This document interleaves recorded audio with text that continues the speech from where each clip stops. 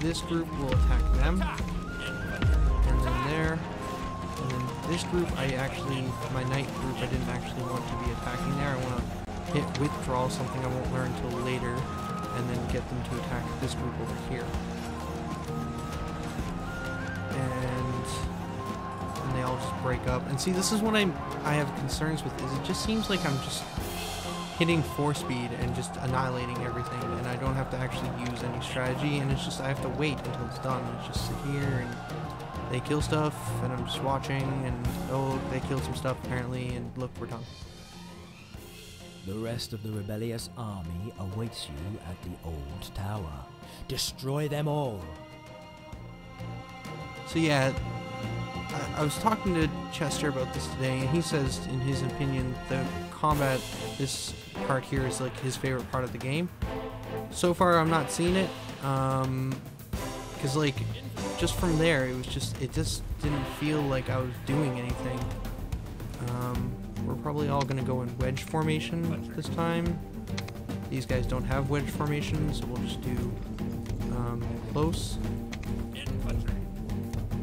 So yeah, it feels very like I have no control is how it pretty much feels. It just feels like I'm clicking and telling random dudes to attack random stuff. It might be because I don't really understand the strategy fully yet, but it doesn't feel like there's any point in doing anything specific. So hiding and ambushing, you can hide in the trees, and if you hide for long enough, you'll get a bonus when you jump out of the trees. So you can pause to read. Last little bit. Okay. So basically, if you hide in trees, a little bonus symbol will say you're hiding in the trees, and you'll get an ambush bonus.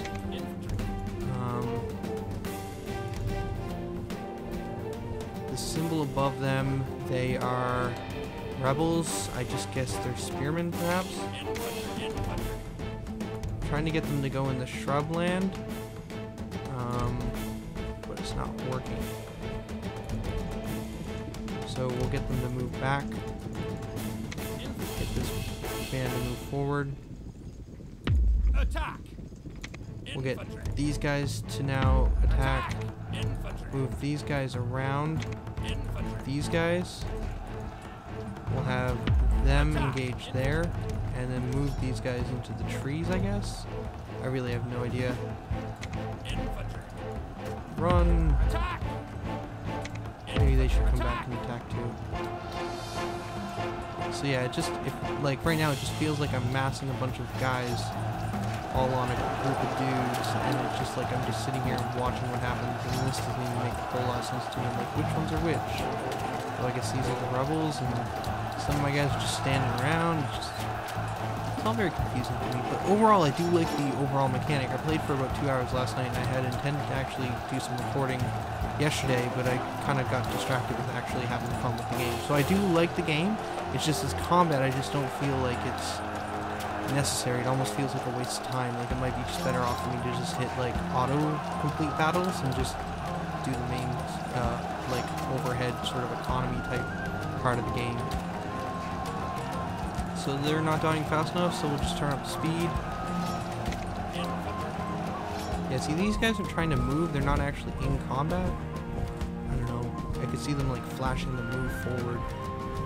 And we'll move those guys into attack and move everyone else into attack as well. And just giant fight. Withdrawal and melee. So you can see when guys are engaged, and when they're engaged, you can't tell them to move away from combat. So for instance, these guys are engaged, but I can hit the withdrawal button, and then they're moving, and then I can move them out of combat. And then just move them all out. And then I guess I can try and move them from behind here. The thing is, they move much slower, it seems, like when they're under combat. So then maybe try and get them to attack from behind here, like come in from the side.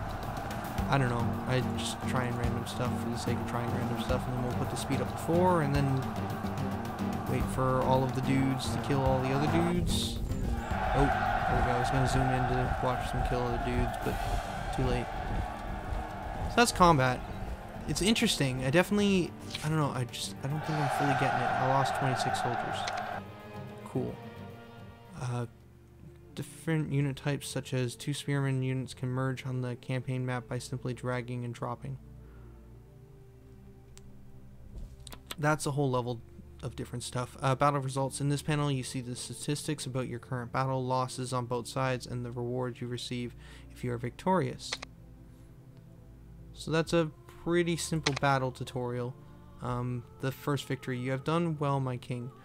You have successfully defeated the band of rebels. Now I humbly ask that you heed my advice. My lord, not far from here on the northern shore you will find the castle where a rebellious duke is trying to gather a bigger army. Attack him immediately while he is still weak. A group of archers has just arrived to help your cause. Take them with you.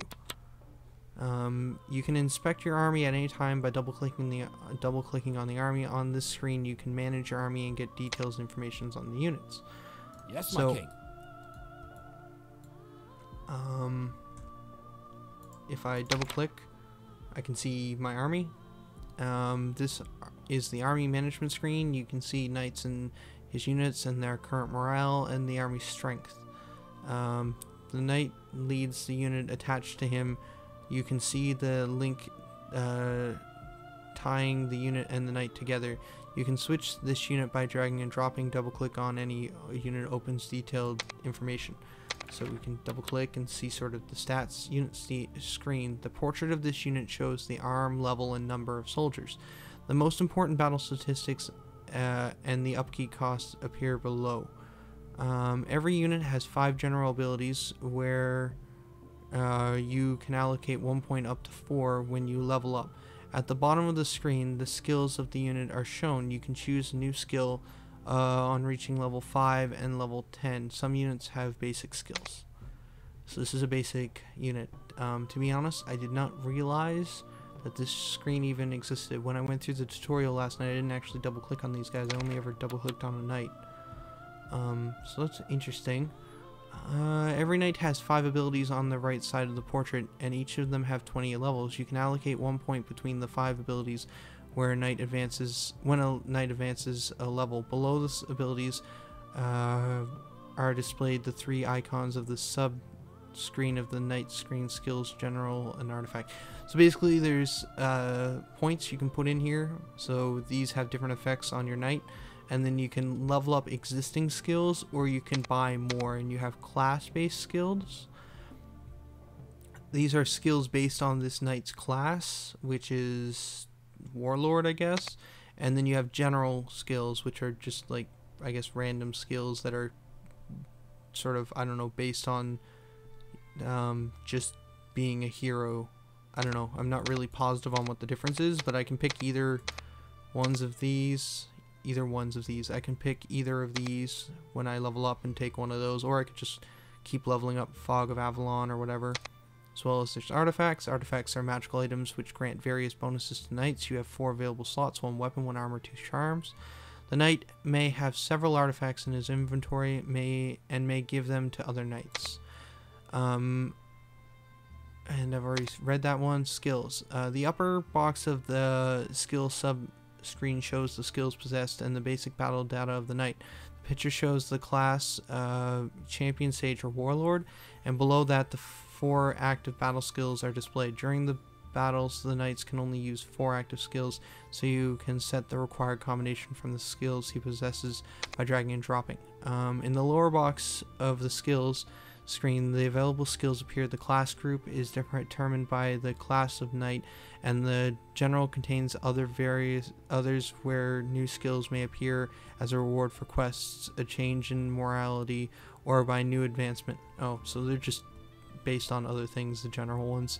If knights advance levels, you can allocate 1 skill point. You can decide if you want a new skill or raise the level of an existing skill up to level 4. Right, so that was pretty much what I was talking about there. And then general information. The general subscreen shows several characteristics of the knight's trait, advantages and disadvantages, the loyalty to you, and morality. Use the information panel for detailed information. The feodoms and the wife of the knight also appear. So it's not here yet, but later on we'll get into sort of basically land holdings that a knight can hold. Seasons. The time is divided into seasons. You can see the current season in the upper left corner. Move the cursor over it to see detailed information. Press end turn to advance the season. So right now we're in spring, turn 1. I can come over here and click end turn. Then we'll go to summer, and then my character gets all his movement back. March against the rebellion lord and finish his reign. I think I'll do that next time. I'm going to stop here for tonight because this has probably been about 15 minutes. I don't want to go too far into this. Yeah, the next one we get into more complex stuff because that was a basic battle. Battles are more complex than that first tutorial.